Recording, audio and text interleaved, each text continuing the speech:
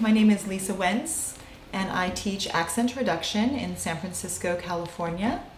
It is a little rainy today, so you might be hearing some ambient sound, but hopefully it won't be too distracting. I have a practice here where I teach many things, but I specialize in accent reduction.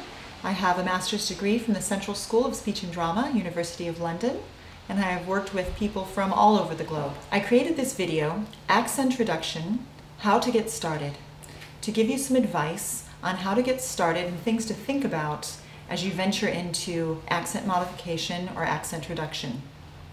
The very first piece of advice I have for you is to think about your commitment, the time you have.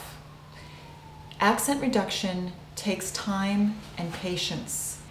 The English language schools will recommend 30 hours a week for the average student to receive one-on-one lessons for accent reduction. For me, I think that it depends on your individual goals. If your goal is to completely eliminate your accent, then 30 hours is probably about right. If you want to just modify your accent a little bit to be understood, be heard a little clearer, fit in a little bit better, whatever your goal is, then you'll need a little less time. But it is an undertaking. Second piece of advice I have for you is to work slowly.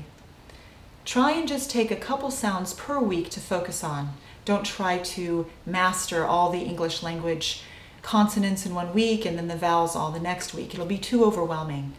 For instance, if you feel that you have trouble with the TH sound, then just focus on TH for 1 week and then another sound the next week and so on. Third piece of advice, right from the start, I tell my clients to acquire the necessary tools for accent reduction they need. And those tools are, first, a dictaphone. I use a simple dictaphone for recording sessions, and I ask my clients to record before exercises, during exercises, and after exercises. To record at home as well when they're doing their homework, and then to keep those files so that they can mark their progression over time.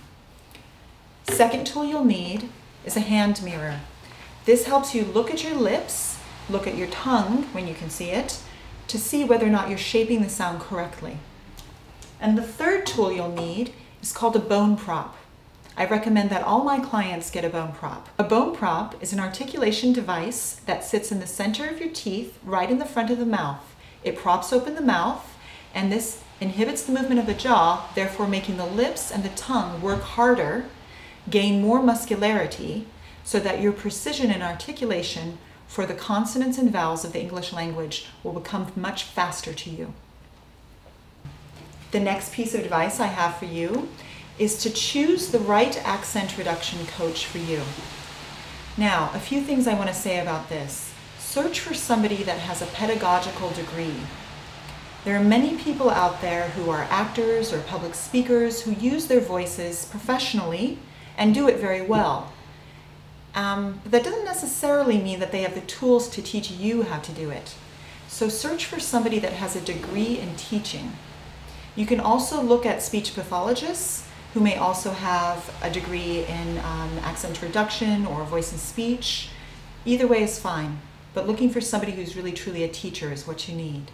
And that brings us to the last thing, consistency. Work consistently. Work at least a half an hour to 45 minutes a day, and see your coach once a week minimally. If you skip a week, then see the coach twice the next week. I hope that this advice is helpful to you, and I wish you the best of luck in your training.